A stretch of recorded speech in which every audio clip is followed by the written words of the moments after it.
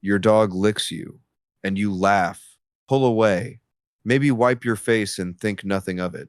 But what if that single gesture carries more emotional weight than almost anything else your dog does? And what if the way you respond to it is quietly telling your dog something you never meant to say? By the end of this video, you're going to look at your dog's licking in a completely different way, not as a quirky habit or a sign of hunger, but as one of the most layered, intentional forms of communication in the animal world. We're going to go deep into the science, the evolution, and the emotional intelligence behind every lick. And I'm saving one thing for last, something researchers discovered about what licking actually does inside your dog's brain, because once you hear it, you will never see this behavior the same way again. Section 1. It starts before they can even see you. Most people assume licking is just something dogs do, like wagging or barking. A reflex, a cute little habit. But here's what's really happening. Licking is one of the first languages your dog ever learned, and they learned it before their eyes were even open. When a puppy is born, the mother licks it constantly. She licks to stimulate breathing, she licks to keep them warm, she licks to bond. For a newborn dog, a lick is the first sensation that says you are safe, you are known, you are loved. Neurologically, those early licks trigger the release of oxytocin, the same bonding hormone that floods a human mother and child during skin to skin contact. The puppy's entire nervous system is wired from its very first moments of life to associate licking with security and connection. So when your dog licks you years later, a full grown animal with a whole personality and history, they are not doing something random. They are reaching back into the oldest part of their emotional memory and speaking the first language they ever knew. That lick isn't a reflex, it's a conversation, and it's addressed specifically to you. Section 2, they're reading you and responding. Here's what most dog owners get wrong. They think their dog licks them out of habit, out of hunger, or just because you taste like whatever you had for lunch. And yes, salt plays a minor role. But animal behaviorists have found something far more sophisticated at work. Dogs are extraordinarily sensitive to human emotional states.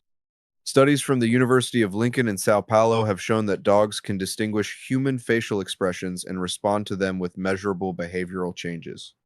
When your dog licks you after a hard day, when they press their nose into your hand and drag their tongue slowly across your palm, they're not reacting to salt, they're reacting to you. Your cortisol levels, the tension in your posture, the flatness in your voice. In wolf packs, the evolutionary blueprint, your dog is still running. Lower ranked members would lick the faces of higher ranked ones as a gesture of reassurance and appeasement. But here's the nuance modern researchers have added. This behavior goes both ways. It's not submission, it's attunement. It's one pack member saying to another, I see that something is wrong. I'm here. We're still okay. When your dog licks your tears, your hands, your face after an argument or a long cry, they are performing one of the most ancient acts of emotional solidarity in the mammal world. They're not trying to taste your sadness, they're trying to dissolve it. Section 3, the hierarchy of who they lick. Pay attention to this one, because it might tell you more about your relationship with your dog than you expect. Dogs don't lick everyone equally. You might have noticed that your dog licks you in a specific way, longer, more deliberate compared to how they greet a stranger or even another family member. Most people chalk this up to familiarity, but behavioral researchers classify licking patterns by social bond strength, not just recognition. In free ranging dog populations, dogs that live in loose social groups without human ownership, licking behavior is reserved almost exclusively for those within the dog's core circle. These are the individuals the dog actively chooses to be near, to sleep near, to protect. Licking, in this context, is a declaration of inner circle membership. It means you are mine and I am yours. When your dog licks your face, they're not just saying hello, they're renewing a social contract. They're reaffirming in the most instinctually loaded way they know that you belong together, that you are their person. not just the one who feeds them, not just the one who holds the leash. Their person. If your dog licks you more than anyone else in the house, take that seriously. That is a deliberate choice made by an animal who is perfectly capable of choosing differently. If this is changing how you think about your dog, you're going to want to stick around. We're just getting to the most powerful parts. Hit like if you've ever felt like your dog understood you better than most people do, and subscribe so you never miss a video like this one. Okay, back to it. Section 4, what they're saying when you pull away. Here's the part nobody talks about, and honestly, it's a little uncomfortable to hear. When your dog licks you and you pull away, laugh it off, push their face away, or wipe your arm like it's dirty, your dog notices. Not in a wounded, dramatic way, but they notice because in dog language, the response to a lick carries meaning. In pack behavior, when one dog licks another and the other remains still or leans in, it communicates acceptance, trust, reciprocated bond. When the response is avoidance, a turn of the head, a step back, it signals social distance. It's not punishment, but it is information, and dogs are exquisitely good at reading information. This doesn't mean you need to let your dog lick your face every time they try. Boundaries are healthy, and dogs understand them. But it does mean there's a difference between a calm, affectionate redirect offering your hand, your arm, leaning toward them, versus a reaction that communicates not now, not interested. One keeps the conversation alive, the other ends it. Your dog is constantly asking, quietly and persistently, are we still close? Do you still choose me? Every lick is a small question. The way you answer shapes what they understand about where they stand with you. Section 5, the healing loop, what science found inside their brain. This is the one I told you about at the beginning, and it's the reason I think licking is one of the most misunderstood behaviors in the entire human dog relationship. When researchers began studying canine oxytocin responses in the early 2010s, particularly the work coming out of Azabu University in Japan, led by Dr. Miho Nagasaki, they made a discovery that genuinely shocked the behavioral science community. When a dog and their bonded human engage in mutual positive interaction, eye contact, touch, gentle physical closeness, both the human and the dog experience a measurable surge in oxytocin, the bonding hormone, the love chemical, in both species simultaneously. But here's what makes licking specifically so significant.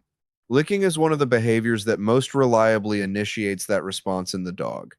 Not waiting for you to pet them, not sitting near you, them actively reaching out with their tongue with intention and making contact. Your dog doesn't lick you because they already feel bonded. They lick you to create the bond, to make it real again in real time in their body and hopefully in yours every single time. Think about what that means.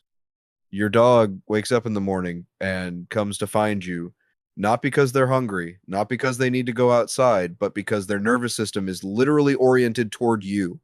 And the act of licking your hand or your face is how they complete the circuit, how they feel the connection become biochemically real. They are not being needy. They are not being sloppy or excessive. They are, in the most precise neurological sense, loving you on purpose. Section 6, the lick that comes without reason. You know the one. You're sitting on the couch, just watching something, not paying attention to your dog. And then out of nowhere, they walk over, lick your hand once, maybe twice, and walk away or curl up nearby.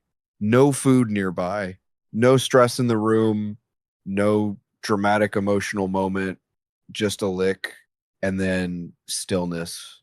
Most owners barely register it, but that lick might be the purest one of all. Behavioral scientists call this spontaneous affiliative behavior, and it's considered one of the clearest markers of a genuinely secure attachment bond.